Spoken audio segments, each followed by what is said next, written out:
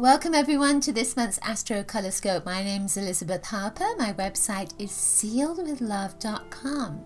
So the idea of the Astrocolorscope is that in a moment I'm going to dip my hands into this bag of crystals, take 3 crystals for your star sign, individual star sign, and then I'll throw those crystals into a group of the 12 houses just to see where they land.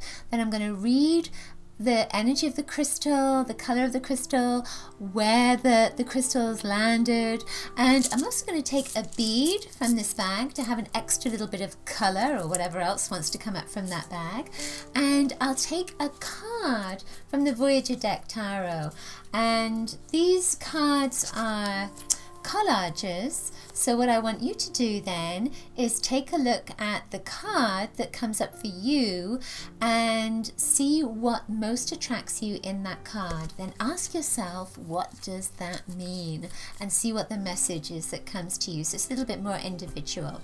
So before we get started though on that part of our Astrocolorscope, I'm just going to talk a little bit about the aspects that are coming up this month for July. So the first of the month, between the 1st and the 3rd, it's kind of a little bit exciting because Venus is conjunct Jupiter. Venus is the planet of love, of course, and Jupiter is a planet of expansion and joy and luck. So these two planets are coming together. It's almost like they're giving each other a hug or a big fat kiss, you know. So there's a sense that there's joy that's coming up in relationships, happiness that's coming up. Your heart is being fulfilled. And also at the same time, there's a Uranus and Mercury aspect that's coming in. So you can expect the unexpected. Communications are filled with love. Then on the 2nd of July, there's a full moon in Capricorn as well. And with this, there's a Sun trine Neptune all at the same time. So it's like the universe is saying, let's have a great time at the beginning of July. This is a fabulous time to fulfill your heart's desires. So it's a great time to get married. It's a great time to propose.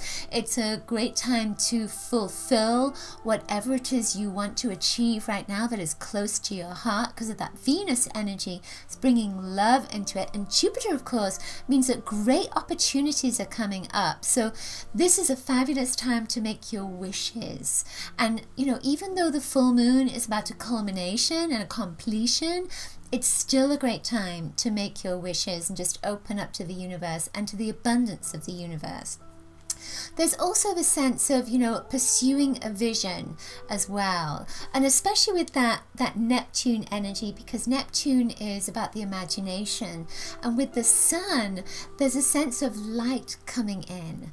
So a vision that may have been blocked, or imagination, or if you've had writing issues, then it's almost like a dam opens up and that energy flows through you so that then your vision can be expanded. You know exactly where you're going. Your imagination is really hot. So it's a great time to write as well. This is a good time to write, especially as Mercury is going in the right direction for a change, right? So it's a great time for creativity, and again for that passion, whatever you are passionate about right now. Then the beginning of the month is a perfect time to get that energy moving for you.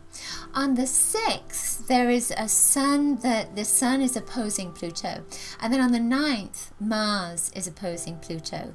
So with the Sun opposing Pluto, there's an intensity, because Pluto is an intense planet.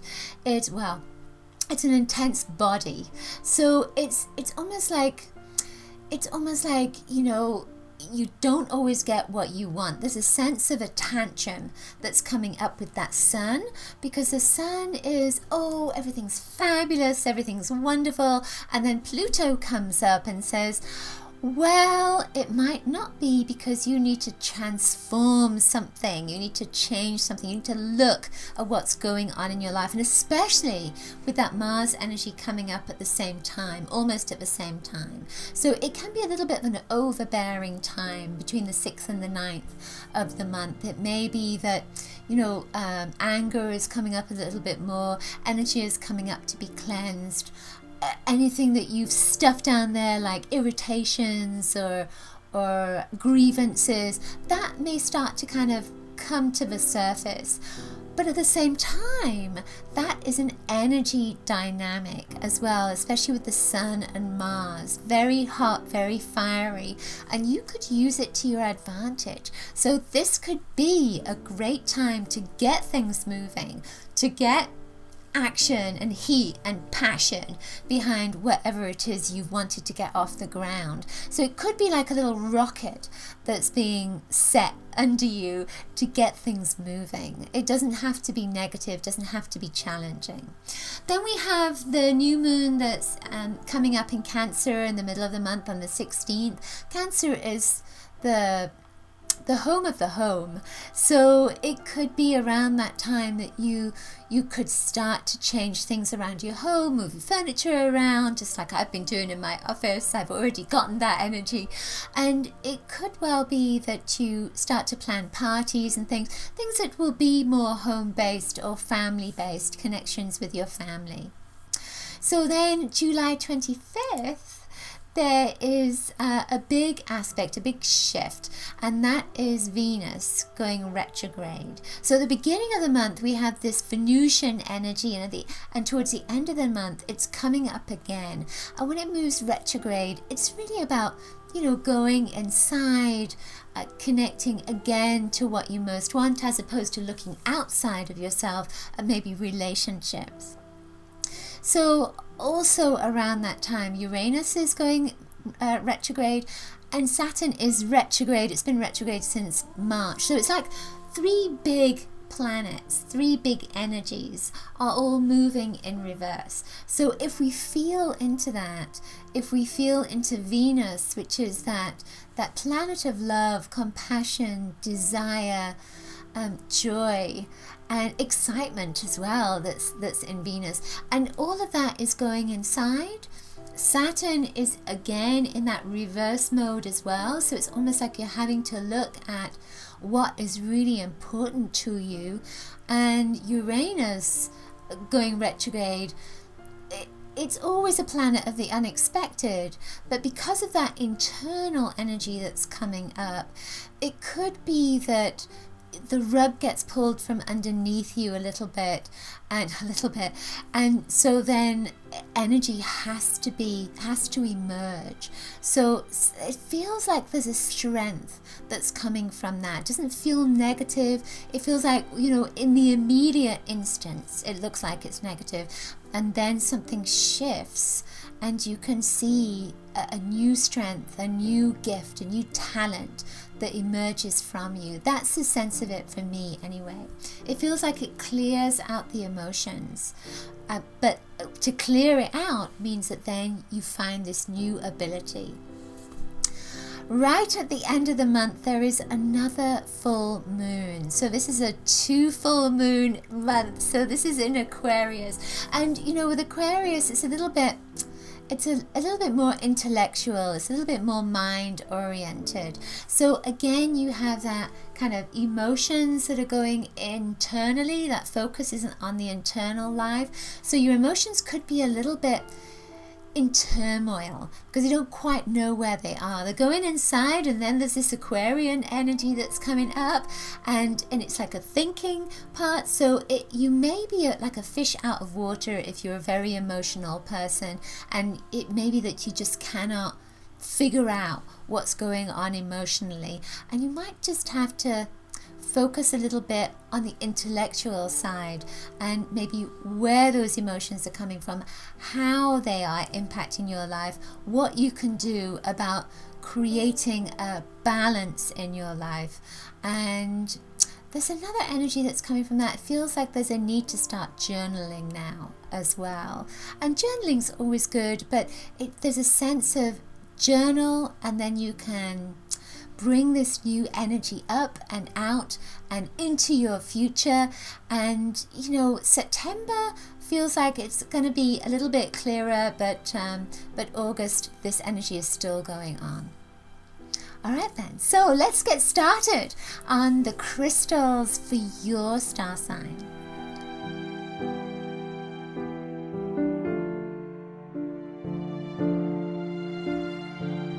Okay, Sagittarius. So for you, this is it's very interesting, these different bits. And they're always interesting, but this is kind of interesting, I think.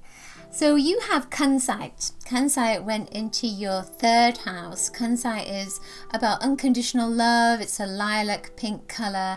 It connects you to romance and to other dimensions. It's like a little doorway that opens up another dimension of time, space, being within you. The lilac is a color of transmutation, and it went into your third house. The third house is about conversations, communication, education, connecting to your local environment, etc. There's also a link, obviously, with the self and connecting to, it's almost like a higher vision of how you want your life to be. There is a link with negativity and patterns. So the bead that came up for you is this indigo bead, and the indigo is the third eye. So I feel that number 3, I felt that, that we have to connect it together, but I feel that there is something around vision and around romance and around unconditional love and around a doorway to another dimension that is linking in for you this month. It's almost like you need to get all your ducks in a row. You need to figure out what you love. You need to figure out what direction you are going in. You need to create that vision for it, and then you need to get the passion behind you as well.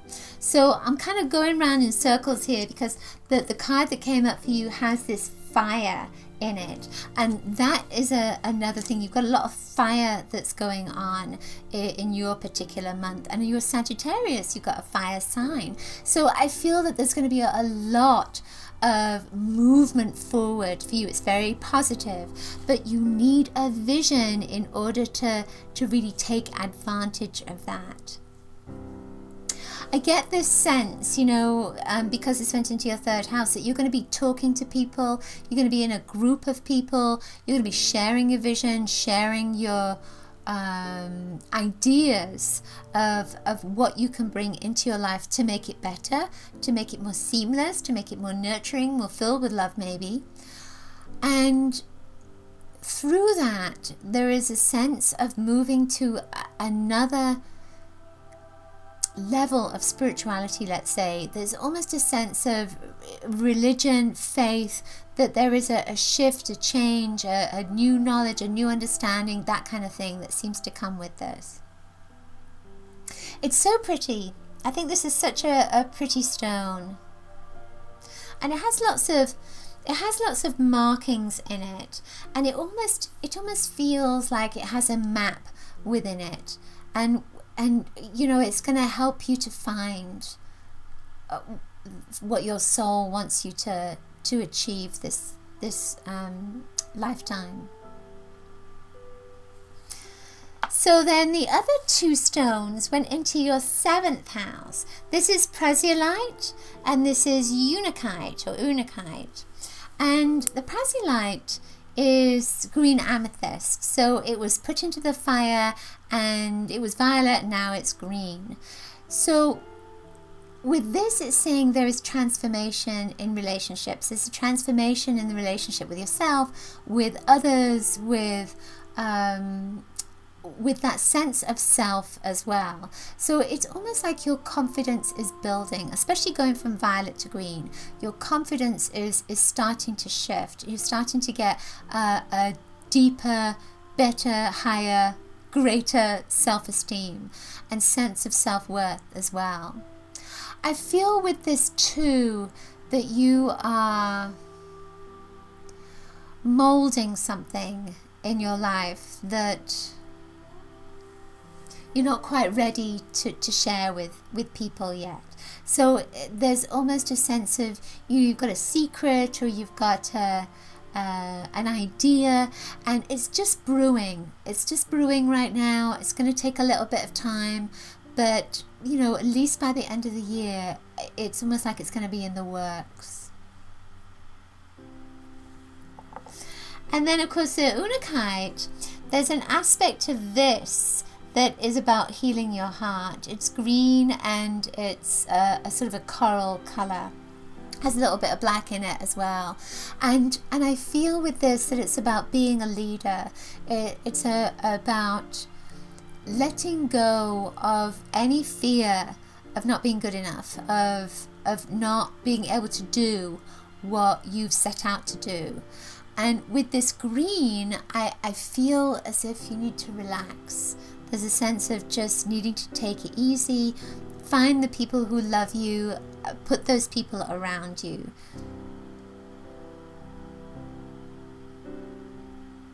I also feel with this that your creativity is heightened as well. So this is going to be a great month to tap into your creativity.